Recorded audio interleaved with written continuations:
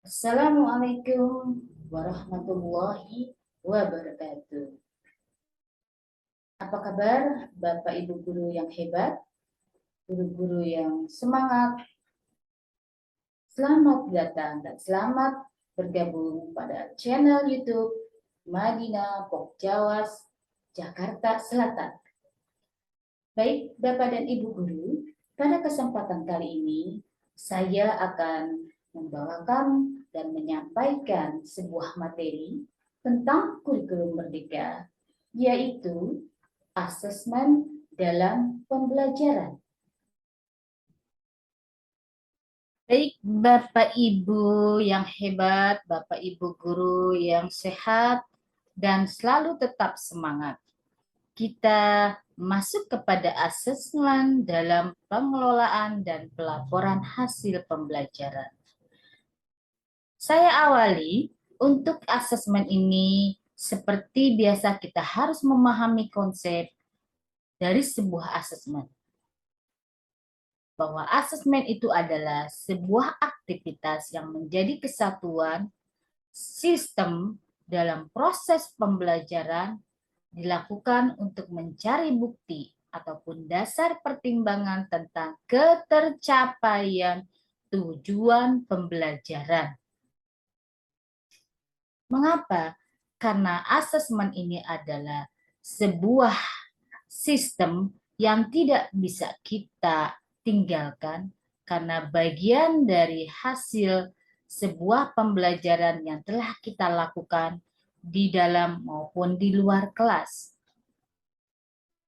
Oleh karena itu, Bapak Ibu guru yang hebat, kita harus tahu dulu bentuk asesmen, yaitu bentuknya terbagi menjadi formatif dan sumatif.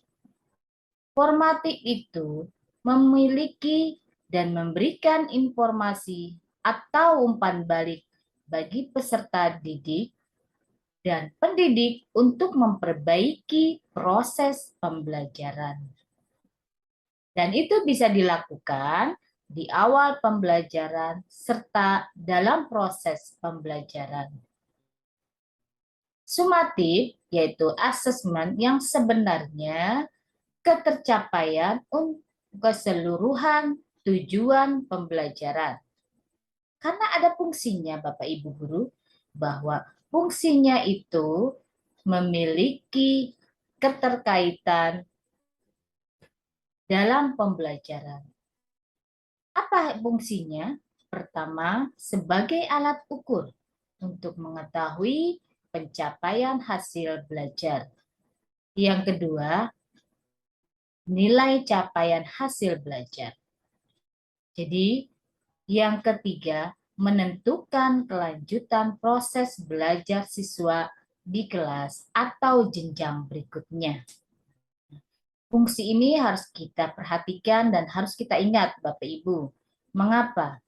Karena fungsi sumatif ini memang yang menentukan prestasi, baik itu secara kuantitatif maupun secara kualitatif.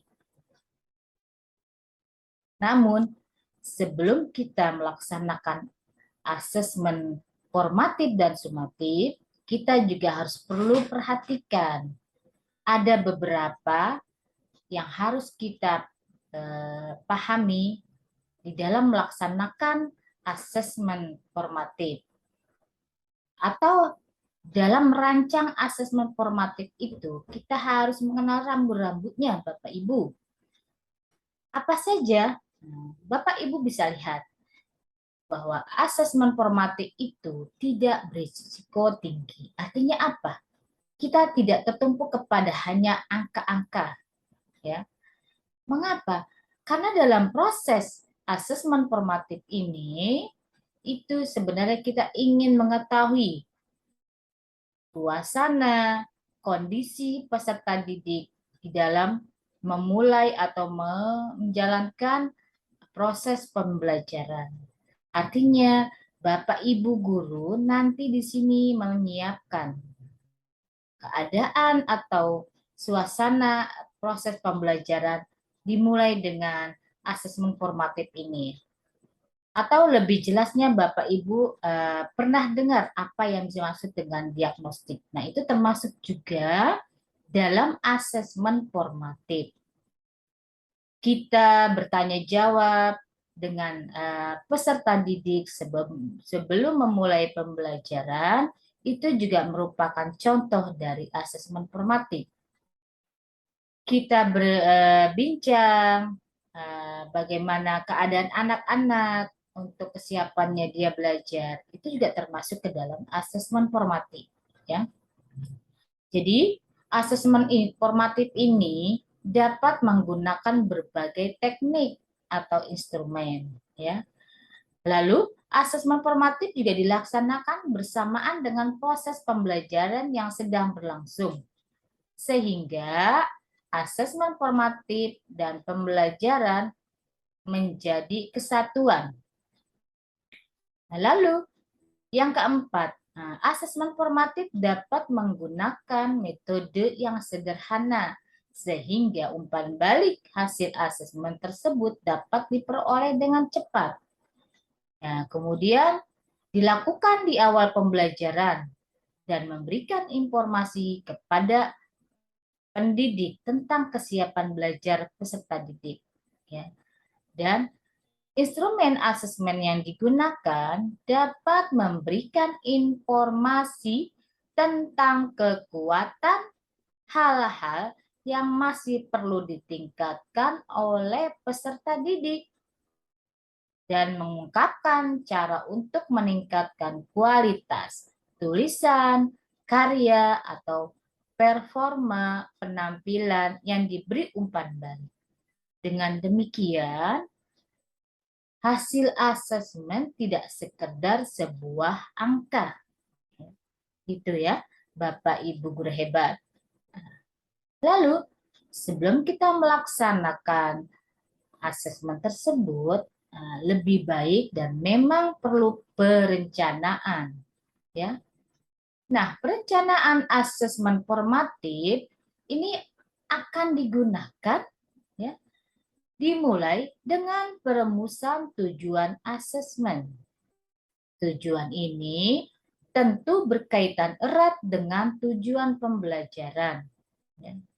Nah, lalu setelah dirumuskan, pendidik atau Bapak Ibu bisa memilih atau mengembangkan instrumen asesmen sesuai tujuan.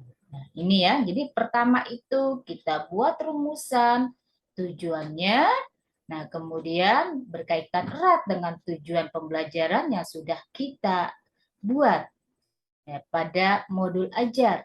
Nah, setelah itu kita rumuskan, kemudian kita pilih dan kita kembangkan instrumen asesmen itu.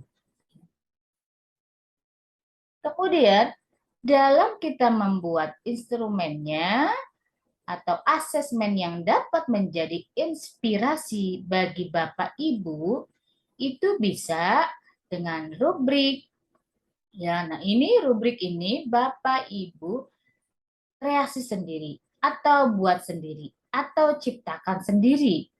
Nah, disitulah Bapak Ibu dipercayakan, Bapak Ibu merancang sesuai dan harus mengarah kepada tujuan pembelajaran. Ide dan kreativitas Bapak Ibu sangat diperlukan di sini, ya. Dan yang kedua adalah checklist daftar informasi, ya. Artinya ini bisa juga dalam dilakukan ketika kita melaksanakan asesmen dari formatif, ya, karena di situ asesmen formatif tersebut itu lebih mengarah kepada kualitatif karena tidak terlalu memfokuskan kepada angka-angka, ya. Yang ketiga yaitu catatan anekdot, ya. Apa maksudnya di sini Bapak Ibu?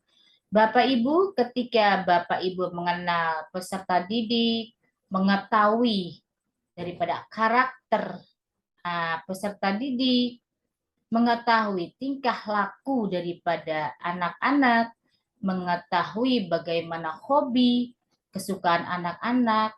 Nah, itu akan memudahkan Bapak Ibu ketika membuat catatan anekdot, ya. Ketika pembelajaran di dalam kelas, baik itu dalam proses pembelajaran sampai dengan akhir dari pembelajaran, ya. Yang keempat, bisa menggunakan grafik perkembangan, ya. Grafik atau infografik yang menggambarkan tahap perkembangan belajar. Jadi di sini bukan berarti Bapak Ibu disulitkan dengan macam-macam administrasi atau menciptakan berbagai sebuah kendala, tidak. Tapi di sini dituntut Bapak Ibu untuk punya kreasi dan daya cipta sesuai dengan amanah dari pendidikan, bagaimana Bapak Ibu mengembangkan instrumen dari sebuah asesmen ini sangat ditunggu dan sangat diharapkan ketika kita melaksanakan pembelajaran. Nah, dalam contoh ya, teknik asesmen itu ada berbagai cara atau berbagai jenis dari teknik asesmen. Pertama itu bisa Bapak Ibu menggunakan observasi. Nah, ini biasanya bisa kita laksanakan di dalam kelas, bisa di luar kelas, ya, bisa di awal pembelajaran, bisa selama pembelajaran atau proses pembelajaran, serta mungkin bisa di akhir pembelajaran, ya. Yang kedua itu adalah kinerja penilaian, ya. Bagaimana keaktifan anak-anak ketika dia melaksanakan tugas atau penugasan yang diberikan oleh masing-masing Bapak Ibu gurunya, itu kita juga harus catat, ya. Dan kita harus punya semacam rubrik seperti tadi atau catatan-catatan tentang perkembangan anak-anak ketika pembelajaran. Yang ketiga yaitu project, ya. Seperti apa? Nah, itu dalam pembelajaran siswa-siswi atau peserta didik Bapak Ibu ketika di kelas ini merupakan bagian pengembangan dan kreativitas anak-anak di dalam melaksanakan tugas-tugas yang diberikan kepada Bapak Ibu, ya. Contoh, misalnya ketika pelajaran IPS misalnya. Nah, dalam pembelajaran IPS itu ketika para peserta didik diberikan tugas misalnya ke sebuah atau kunjungan ke sebuah museum, maka anak-anak di situ diberikan atau arahan bimbingan sebelum melaksanakannya. Kemudian anak-anak diarahkan, kemudian anak didik kita juga diberikan pembekalan sebelum melaksanakan kunjungan dengan berupa misalnya LKS-nya, kemudian petunjuk-petunjuknya, sampai pada pelaksanaannya di lapangan anak-anak sesuai dengan peraturan yang sudah kita tentukan. Nah, itu ya, dengan nanti bisa berupa hasil mereka mengamati, menganalisis, melihat, dan membuat sebuah laporan itu telah tersusun dengan baik atau telah direncanakan sampai pada pelaksanaannya, ya. Nah, kemudian selain itu ada bentuk tes tulisan. Ini Bapak Ibu sudah sering melaksanakan, ya. Kalau dalam kurikulum Merdeka itu sebenarnya sudah harus kita laksanakan. Mengapa? Karena di situ ada interaksi dan interaktif dari anak-anak bersama dengan gurunya. Antara ikatan batin antara guru dan peserta didik akan terlihat dan akan tumbuh rasa kepercayaan, rasa keakraban antara peserta didik dan anak-anak dan gurunya, ya. Kemudian yang kelima adalah tes tertulis, ya.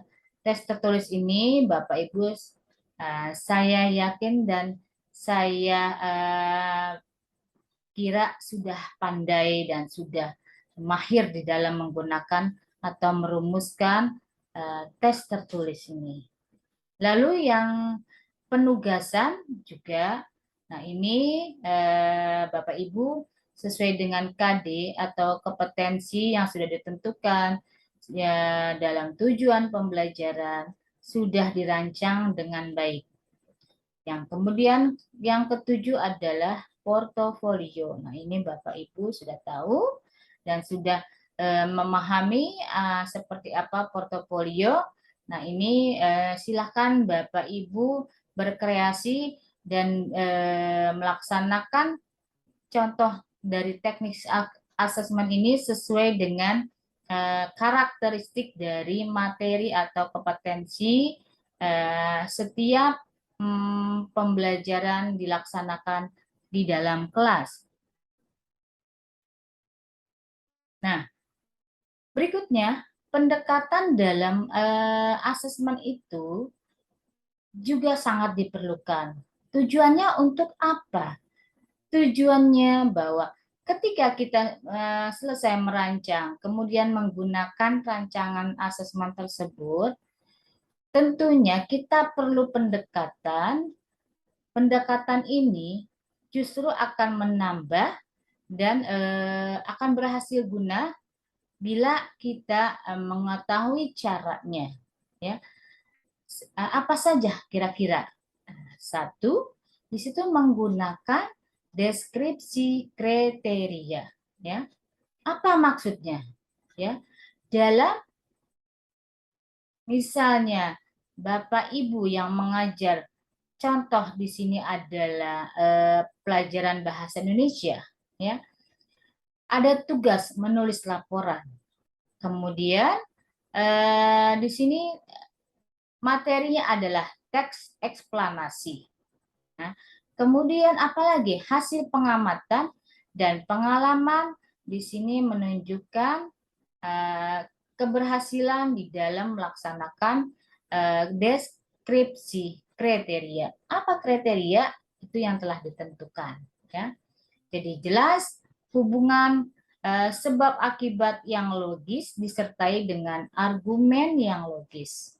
Sehingga para peserta didik, Bapak Ibu, ini akan tumbuh rasa logikanya yang menggunakan akal sehat ya berdasarkan deskripsi kriteria ya. Contoh di sini misalnya laporan menunjukkan kemampuan penulisan teks eksplanasi runtut ya. Nah, kriterianya sudah ditentukan bahwa di sini dalam pembelajaran bahasa Indonesia menulis laporan, kemudian kriterianya kita susun, kita buat, kita tentukan. Nah, di sini yang pertama misalnya Bapak Ibu menentukan laporan menunjukkan kemampuan penulisan teks eksplanasi dengan runtut. Ternyata di sini misalnya dia salah satu murid Bapak Ibu misalnya di situ memadai ya. Nah, kemudian laporan menunjukkan hasil pengamatannya jelas. Di sini tidak memadai ya. Ternyata dia tidak mencapai kriteria tersebut. Lalu laporan menceritakan pengalaman secara jelas. Nah, di sini dia tidak dia masuk ke dalam tidak memadai ya. Nah, berikutnya laporan menjelaskan hubungan sebab akibat atau kausalitas yang logis disertai dengan argumen yang logis sehingga dapat meyakinkan pembaca. Nah, ternyata memadai di sini. Nah, berarti Bapak Ibu dapat menemukan dan bisa membuat simpulan bahwa peserta didik dianggap mencapai tujuan pembelajaran jika minimal 3 kriteria memadai. Jika hanya ada 2, berarti tidak tuntas. Maka perlu dilakukan intervensi agar pencapaian peserta didik itu bisa diperbaiki. Intervensinya seperti apa Bapak Ibu? Ya. Intervensinya diserahkan kepada Bapak Ibu. Karena Bapak Ibulah yang mengetahui bagaimana kondisi dan keadaan anak-anak peserta didiknya masing-masing. Nah, yang kedua yaitu pendekatan asesmennya bisa menggunakan rubrik. Nah, kalau sudah berbicara menggunakan rubrik, artinya di sini kita menggunakan data secara kualitatif, ya. Nah, kita bisa merancangnya, kita bisa menentukannya bagaimana rubrik-rubriknya yang kita buat berdasarkan kriteria, misalnya baru berkembang, kemudian layak, cakap, dan mahir. Ini siapa yang membuat? Ya, rubrik-rubrik inilah Bapak Ibulah yang diserahkan dan dibebaskan serta berkreasi membuat rubrik. Ya. Kemudian di sini Bapak Ibu bisa melihat contohnya bagaimana misalnya di sini masih lanjut seperti yang tadi bahwa masih membahas tentang laporan. Nah, jadi Bapak Ibu bisa melihat bagaimana kelanjutannya, ya. Ditentukan dengan rubrik. Ya, nah, tadi setelah menggunakan deskripsi dari pendekatan pertama kriteria, ya. Nah, ini kita langsung kembangkan kembali dengan menggunakan rubrik. Nah, inilah contohnya. Siapa yang membuat pernyataan-pernyataan rubrik ini? Bapak Ibulah. Diharapkan untuk bisa mengembangkan sendiri-sendiri sesuai dengan mata pelajarannya, ya. Nah, kesimpulan yang dapat kita peroleh ya dari data ini, kita bisa lihat bahwa peserta didik dianggap sudah mencapai tujuan pembelajaran jika kedua kriteria di atas mencapai minimal tahap cakap. Ya, tahap cakap ini dianggap sudah tuntas atau mencapai tujuan pembelajaran bila anak tersebut sudah mencapai pada minimal tahap cakap. Nah, ini ya. Mampu. Di sini pertama dalam isi laporan dia belum mampu. Nah, kemudian pada tingkat layak dia sudah mampu menulis teks eksplanasi hasil pengamatan dan pengalaman secara jelas. Laporan menunjukkan hubungan yang jelas di sebagian paragraf, ya. Nah, kemudian rubrik cakap itu apa kriterianya? Nah, ini Bapak Ibu sebagai contoh, ya. Berikut kita lanjut kepada pendekatan ketiga, yaitu menggunakan interval nilai. Ya, menggunakan interval pendidik atau satuan pendidikan dapat menggunakan rubrik maupun nilai dari tes. Pendidik menentukan terlebih dahulu intervalnya dan tindak lanjut yang akan dilakukan untuk para peserta didik. Nah, di sini interval nilai ini Bapak Ibu bisa lihat 0,40% belum mencapai remedial di seluruh bagian. Kemudian kalau dia sudah mampu pada 41 atau 65%, belum mencapai ketuntasan, remedial di bagian yang diperlukan. Artinya apa? Dipilih mana materi atau kompetensi yang dia tidak pahami atau belum kuasai. Nah, bila anak peserta didik kita mencapai angka 66 sampai 80%, maka dia sudah mencapai ketuntasan, tidak perlu remedial. Apalagi bila peserta didik Bapak Ibu sudah mencapai angka 86 sampai 100%, maka anak peserta didik tersebut sudah mencapai ketuntasan. Perlu pengayaan atau tantangan lebih. Ya, begitu Bapak Ibu ya. Nah, kemudian kalau contoh B di sini ya, pendidik dapat menggunakan interval nilai yang diolah dari rubrik seperti dalam tugas menulis laporan. Pendidik dapat menetapkan 4 kriteria ketuntasan. Setelah dia mampu menunjukkan dengan runtut, menunjukkan pengamatan yang jelas, menceritakan pengalaman secara jelas, kemudian menjelaskan hubungan kausalitas yang logis, ya. Untuk setiap kriteria terdapat 4 skala pencapaian atau 1 sampai 4. Pendidik membandingkan hasil tulisan peserta didik dengan rubrik untuk menentukan ketercapaian peserta didik. Nah, ini ya, Bapak Ibu, ini. Silakan Bapak Ibu di sini memilih dan memilah, menentukan dan merencanakan sesederhana mungkin sebagai awal untuk melaksanakan asesmen.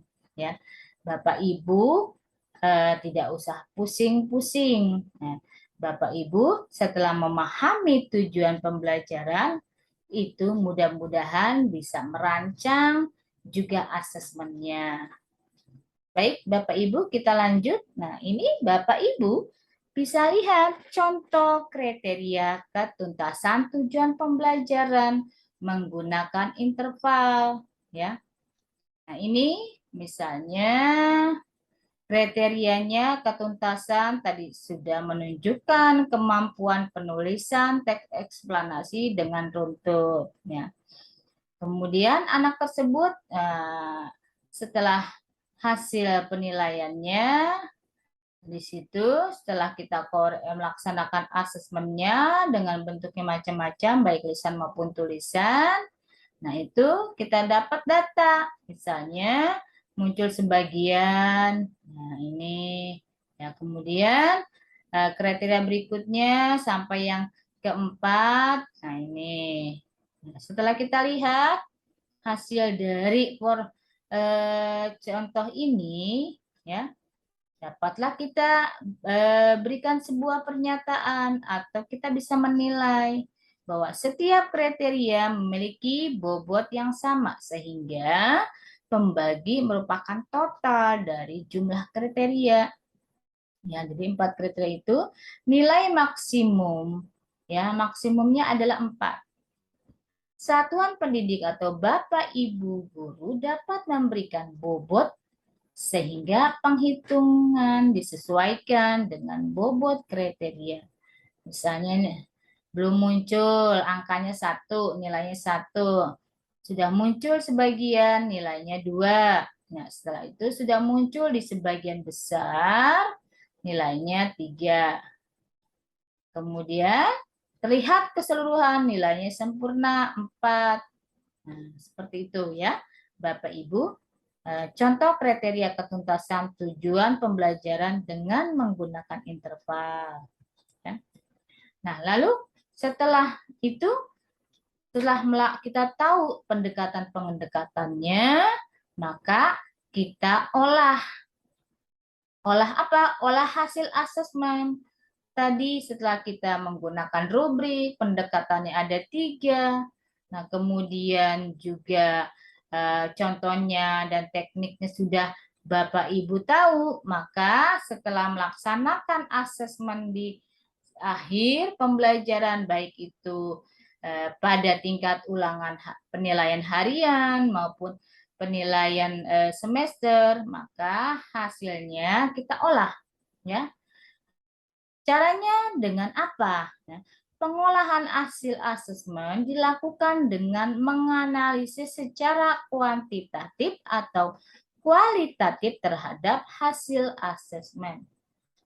Caranya ada berapa, Bapak Ibu? Nah, ini Bapak Ibu bisa baca dan bisa amati hasil dari asesmen tersebut. Ya, Bapak Ibu olah dengan cara pertama, mengolah hasil asesmen dalam satu tujuan pembelajaran ya. Jadi, asesmen sumatif dilaksanakan secara periodik setiap selesai satu atau lebih tujuan pembelajaran ya. Seperti apa ya Bapak Ibu? Nah, inilah contoh dari rubrik tujuan pembelajaran ya. Ini saya ambil contoh dari pembelajaran mapel IPA ya. Nah, jadi dia membuat rubrik tujuan pembelajarannya di sini contohnya 1, mampu menguraikan manfaat sumber energi. Nah, kemudian yang kedua ya, di sini Bapak Ibu membuat TP-nya mampu melaksanakan pengamatan sesuai prosedur. Nah, di sini Bapak Ibu buat lagi rubriknya. Nah, yang TP pertama ini perlu bimbingan seperti apa deskripsinya, Bapak Ibu bisa baca contohnya di sini. Kemudian yang cukup seperti apa? Nah, dia dapat menguraikan satu contoh manfaat sumber energi. Nah, dikatakan dia baik itu dengan deskripsi menguraikan 2 contoh manfaat sumber energi. Nah, kemudian yang nilai sempurna sangat baik itu deskripsinya peserta didik dapat menguraikan lebih dari 2 contoh manfaat sumber energi. Nah, dari contoh ini nanti Bapak Ibu bisa membuat ya, merancang sendiri dengan idenya, kreativitasnya membuat rubrik tujuan pembelajaran. Artinya Bapak Ibu yang sudah rancang, kemudian kita olah berdasarkan tujuan pembelajarannya seperti ini ya, formatnya Bapak Ibu. Saya yakin Bapak Ibu bisa dan saya yakin Bapak Ibu pakarnya di dalam membuat asesmen karena Bapak Ibulah yang punya data dan bukti hasil pembelajaran di kelas ya. Siapa? Nah, fokusnya adalah kepada peserta didik kita ya. Baik, saya lanjutkan pada hasil asesmen. Sebagai contoh di format di bawah ini data kita ambil dari peserta didik 2 anak dengan ada kualitas buktinya ya, hasil asesmennya, kemudian di sini ada nilai angkanya dikatakan baik, kemudian bukti kedua misalnya dengan dia melaksanakan 2 kali tes dengan berbeda TP, berdasarkan TP-nya atau tujuan pembelajaran, nilainya berbeda di awal dan di kedua kalinya. Kemudian, di sini deskripsinya, mampu menguraikan 2 contoh manfaat sumber energi dan dapat melaksanakan prosedur pengamatan secara mandiri maupun masih ditemukan 1 atau 2 kali kesalahan. Maka nilai pada TP pertama ini ya dia mendapatkan 75, yang kedua adalah 69, kemudian ratanya atau rata-ratanya mendapatkan nilai 72 ya. Nah, kemudian sama ya dengan peserta yang bernama Badu ini, nah dia mendapatkan nilai 55. Nah, dia masuk ke dalam perlu bimbingan. Nah, kemudian setelah melaksanakan TP yang kedua, mendapatkan hasil 63. Di sini cukup. Dan ratanya 59. Artinya anak itu perlu bimbingan dan kita berikan remedial. Ya. Begitu Bapak Ibu. Nah, itu adalah hasil asesmen tujuan pembelajaran. Ya. Berikut, dengan cara kedua, yaitu mengolah capaian tujuan pembelajaran menjadi nilai akhir. Nah, dengan cara apa? Caranya satu, bila pengukuran pencapaian dilakukan untuk setiap tujuan pembelajaran dengan data kuantitatif. Bapak Ibu bisa melihat di sini adalah format dengan menggunakan data kuantitatif dan ini Bapak Ibu sering melaksanakannya ketika melaksanakan kurikulum 2013 ya. Ini Bapak Ibu bisa di sini membuat format seperti ini dengan fokus adalah capaian tujuan pembelajaran. Mulai dari mata pelajarannya, satu anak itu kita buat nilainya, kita olah nilainya berdasarkan capaian tujuan pembelajaran di akhir semester misalnya. Nah, ini kita dapat data dengan menggunakan format TP-nya, tujuan pembelajarannya yang ditulis. TP1 sampai TP7. Nah, nanti setelah itu dirata masing-masing mapel. Maka contohnya di seperti ini. Bapak Ibu wajib menggunakan format seperti ini.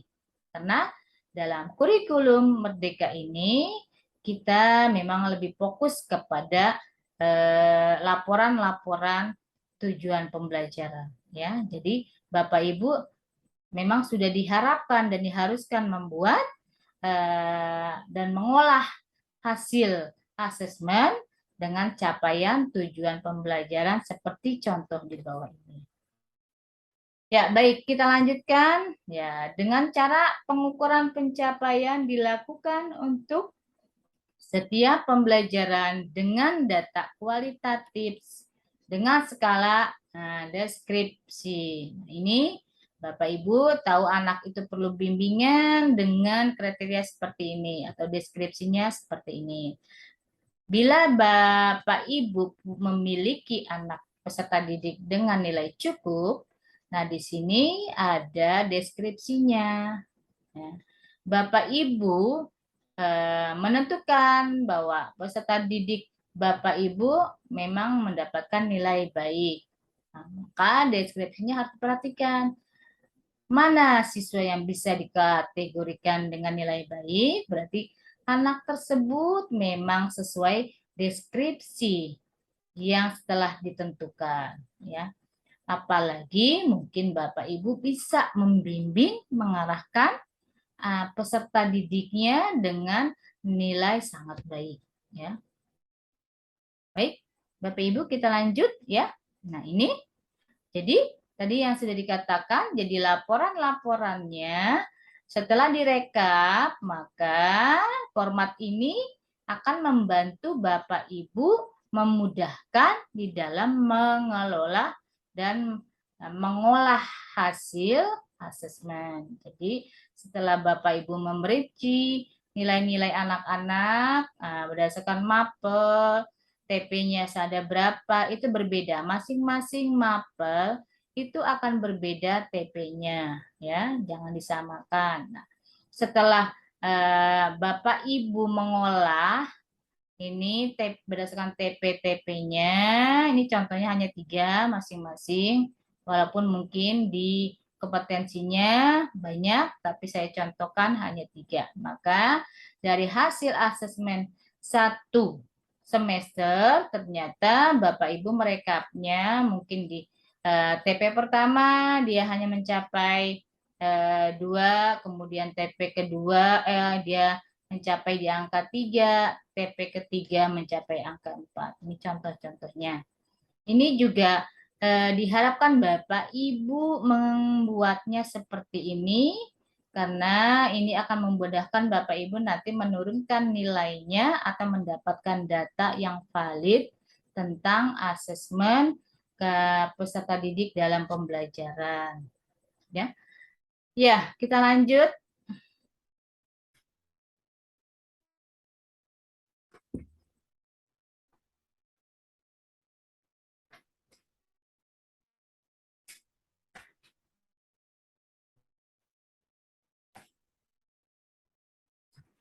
Ya, pengolahan hasil asesmen untuk raport. Pengolahan hasil asesmen untuk raport. Kalau tadi akhir semester, kalau ini untuk hasil asesmen untuk raport, ya. Jadi dalam pengolahan hasil asesmen dilakukan dengan memanfaatkan hasil formatif dan sumatif.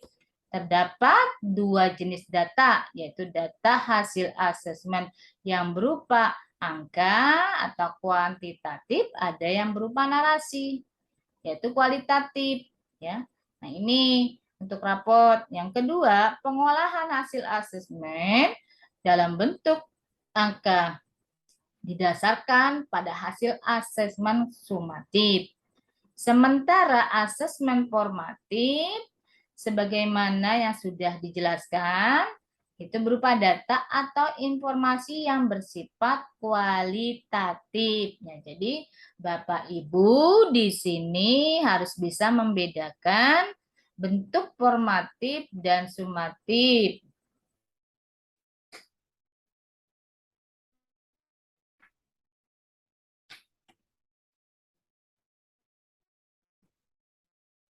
Ya, berikut setelah tadi mengetahui bagaimana mengolah hasil asesmen untuk raport, itu diturunkan dari hasil formatif dan sumatif, hasil berupa angka kuantitatif dan berupa narasi atau kualitatif, ya. Nah, ini contoh pengolahan nilai raport. Contoh dengan data kuantitatif atau istilahnya tadi fokus kepada asesmen sumatif, ya. Nah, Bapak Ibu sebenarnya ini sudah Bapak Ibu lakukan ketika pembelajaran. Mudah-mudahan itu memang Bapak Ibu sudah melaksanakannya dari sebelumnya. Jadi untuk ini tidak akan menemukan kesulitan kalau sudah pernah mengolah seperti ini, ya. Nah, lalu ini pengolahan data kualitatif, menggunakan narasi. Setelah di sini ditentukan sumatif 1 menjelaskan, mampu menerapkan, sumatif 3 mampu menggunakan, sumatif 4 membuat, mengelola. Nah, kemudian sampai 5. Nah, ini sumatif akhir semester, ya. Di sini masing-masing ada narasinya. Sampai dengan akhir semester ada narasinya sampai dengan nilai akhir semester. Nah, itu ya. Nah, ini nanti narasi pengolahan data kualitatif ini biasanya dia lebih mengarah kepada modul project nanti, ya. Karena dalam modul project ini lebih mengembangkan penilaian atau asesmen kualitatif atau deskripsi maupun narasi, ya, Bapak Ibu. Ya, nah ini kita masuk kepada pelaporan hasil belajar. Pelaporannya itu berupa raport, ya. Apa saja yang harus ada di situ, Bapak Ibu bisa lihat. Jangan sampai ada poin-poin yang tertinggal ketika kita melaporkan hasil asesmen itu dalam bentuk raport. Dan ini pun nanti akan kita dapat mungkin ketika kita mengolah nilai ke raport itu, dan setelah kita masukkan data-data itu ke dalam raport, maka sistemnya itu akan berjalan, ya. Dan biasanya dalam raport itu misalnya Bapak Ibu sudah menggunakan ARD, RDE, maka itu sudah masuk ke dalam sistem, ya. Yang penting di sini Bapak Ibu memang sudah mengolah asesmen dalam bentuk sumatif atau data berupa angka, juga bisa tahu bagaimana asesmen dalam bentuk formatif, dalam bentuk narasi atau dalam bentuk kualitatif. Begitu Bapak Ibu tentang asesmen daripada hasil pembelajaran. Nah, ini ada contoh salah satu rapotnya hasil belajar. Ini dalam tingkat madrasah atau MI, ya. MI atau SD. Nah, ini contoh rapotnya. Beda nanti kalau ke Bapak Ibu melaksanakan modul project, bagi yang sudah melaksanakan, maka rapotnya ada dua, yaitu ada yang berbentuk kualitatif, narasi atau deskripsi, ada yang seperti ini dalam bentuk angka atau kuantitatif. Begitu Bapak Ibu, tentang asesmen pembelajaran. Sebenarnya ketika kita melaksanakan kurikulum 13, kita sebenarnya sudah mengarah ke seperti ini, asesmen seperti ini, tinggal Bapak Ibu melanjutkannya saja atau menambahkannya, karena memang dalam kurikulum Merdeka ini kita dikenalkan dengan yang namanya modul ajar dan modul project.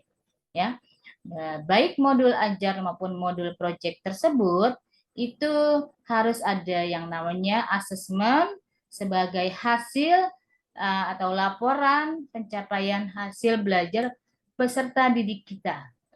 Mudah-mudahan Bapak Ibu bisa melaksanakannya sesuai dengan regulasi, sesuai dengan kompetensi, sesuai dengan deskripsi dan narasi yang baik, serta sesuai dengan juknis-juknis tentang asesmen. Saya yakin dan saya percaya Bapak Ibu adalah orang-orang yang hebat, yang mampu mengembangkan, yang mampu mengolah, dan mampu melaporkan hasil belajar yang sudah dilaksanakan ketika proses, ketika mengawali pembelajaran, hingga pada akhir pembelajaran. Nah, Bapak Ibu guru yang hebat, yang selalu semangat, dan tetap sehat. Demikian untuk asesmen pembelajaran pada kesempatan kali ini. Mudah-mudahan Bapak Ibu dapat melaksanakannya dengan tulus, ikhlas, dengan penuh semangat, demi kebaikan dan pengembangan madrasah, agar madrasah itu mandiri berprestasi dan selalu berkembang menjadi madrasah hebat dan bermartabat.